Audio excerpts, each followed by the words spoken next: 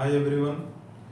इसमें आज का जो टॉपिक है वो सब्जेक्ट वर्ब एग्रीमेंट का ही सीरीज का पार्ट थर्ड है। इसमें सब्जेक्ट और वर्ब का कॉम्बिनेशन को जानना बहुत ही ज़रूरी है।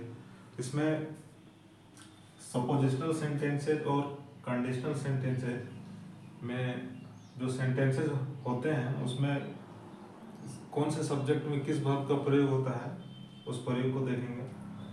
तो सपोजिशनल सेंटेंस मीन्स कि कल्पना करना, यानी कोई सब असंभव चीज़ का बोध होता है तो उस जगह पर यदि सब्जेक्ट सिंगुलर हो चाहे प्लूरल हो, कुछ भी सब्जेक्ट रहे तो उसमें प्लूरल वर्ब का प्रयोग होता है सपोजिशनल सेंटेंस में। लेकिन वही कंडीशनल सेंटेंस रहेगा। और सपोजिशनल सेंटेंस का जो स्टार्टिंग होता है वो if, as if, as though, if, only, suppose, I wish, he wishes, she wishes etcetera, इस तरह के सेंटेंसेस, इस तरह के वर्ड से सपोजिशनल सेंटेंस जो स्टार्ट होता है। और कंडीशनल सेंटेंस जो है वो इफ, एज इफ या एज थाउ, ये तीन ही वर्ड से कंडीशनल सेंटेंस जो उसका स्टार्टिंग होता है। तो इसमें सपोजिशनल सेंटेंस किस तरह के होते हैं, इसमें देखिए आई wish she was my wife. तो यहाँ जो है आप देखिएगा कि यहाँ सी क्या है, थर्ड पर्सन है और थर्ड पर्सन के साथ सिंगुलर वर्ब का प्रयोग होता है। लेकिन सी के साथ यहाँ वाज लगा है तो यहाँ सिंगुलर सब्जेक्ट है और यहाँ सिंगुलर वर्ब है। लेकिन यहाँ इस तरह का जो सेंटेंस रहेगा जहाँ से कल्पना का बोध होता है, तो इस तरह का सेंटेंस यदि रहेगा जिससे कल्पना का बोध होगा तो वहाँ पर सिंगुलर सब्जेक्ट के साथ सिंगुलर वर्ब का प्रयोग नहीं होगा। ठीक है, तो यहाँ देखिए ये सेंटेंस जो है ये गलत हो जाएगा। I wish she were my wife, इस तरह का ये सेंटेंस जो है सही होगा। तो जहाँ सपोजिशन कल्पना का बोध होता है वहाँ पर सिंगुलर सब्जेक्ट के साथ सिंगुलर वर्ब का प्रयोग नहीं होगा, ये राइट होगा। उसी तरह ही behaves as if he was a superstar, वह ऐसे व्यवहार करता है मानो कि वह सुपरस्टार था। तो ये यहाँ भी देखिए थर्ड पर्सन सिंगुलर सब्जेक्ट है और यहाँ वाज लगा है, ये सेंटेंस जो है गलत हो जाएगा।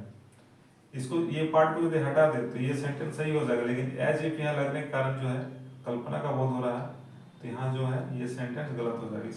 सही इसका सेंटेंस होगा he behaves as if he were a superstar. तो जहाँ सपोजिशनल सेंटेंस कल्पना का बोध होता है वहाँ पर कोई भी सब्जेक्ट रहे, third person, first person, second person, कुछ भी रहे, वहाँ पर प्लूरल सब्जेक्ट प्लूरल वर्ब का प्रयोग होगा। If he was my boss he would suspend me, यहाँ पे देखिए ही के साथ यहाँ वाज का प्रयोग किया गया है, ये गलत हो जाएगा। If you were my boss he would suspend me, यदि वो मेरा बॉस होता तो वो मुझे सस्पेंड करता। तो ये जो सेंटेंस है ये भी यहाँ गलत हो जाएगा। तो सपोजिशनल सेंटेंस में इस तरह का स्टार्टिंग रहेगा, ये पहले भी हो सकता है इफ, एज इफ, देखिए यहाँ पर जो ये स्टार्टिंग में भी हो सकता है और लास्ट में भी हो सकता है।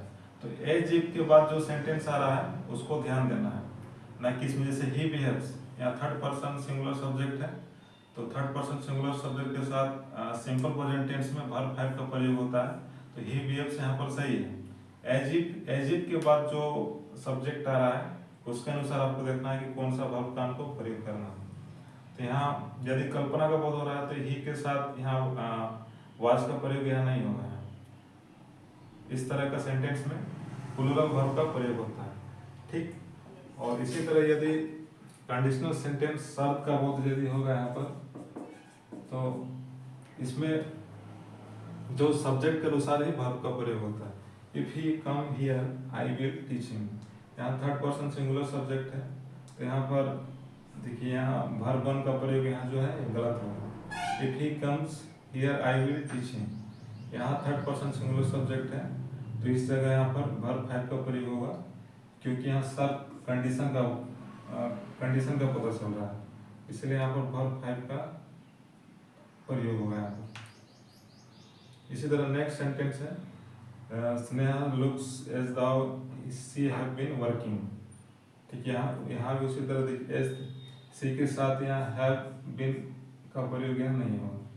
थर्ड पर्सन सिंगुलर है, सी के साथ हैज का प्रयोग होगा तो यहाँ पर हैज बीन का यहाँ पर प्रयोग होगा। तो सपोजिशनल सेंटेंस का स्टार्टिंग इस तरह होता है।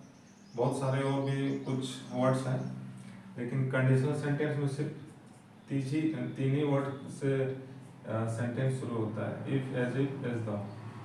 और ऑप्टेटिव सेंटेंस भी है जिससे इच्छा का बोध होता है। तो यहाँ पर भी इसमें भी प्लूरल वर्ब का प्रयोग होता है। लॉन्ग लिव आवर फ्रेंडशिप, देखिए यहाँ प्लूरल वर्ब है। और गॉड सेव द किंग, ये भी प्लूरल वर्ब है। तो सपोजिशनल सेंटेंस में याद रखिएगा कि सपोजिशनल सेंटेंस रहे तो वहाँ पर सिर्फ प्लूरल वर्ब का ही प्रयोग होगा। और कंडीशनल सेंटेंस रहेगा तो वहाँ पर सब्जेक्ट के अनुरूप, सब्जेक्ट के अनुसार उसमें वर्ब का प्रयोग करना है। और ऑप्टेटिव सेंटेंस में सिर्फ प्लूरल वर्ब का प्रयोग होता है।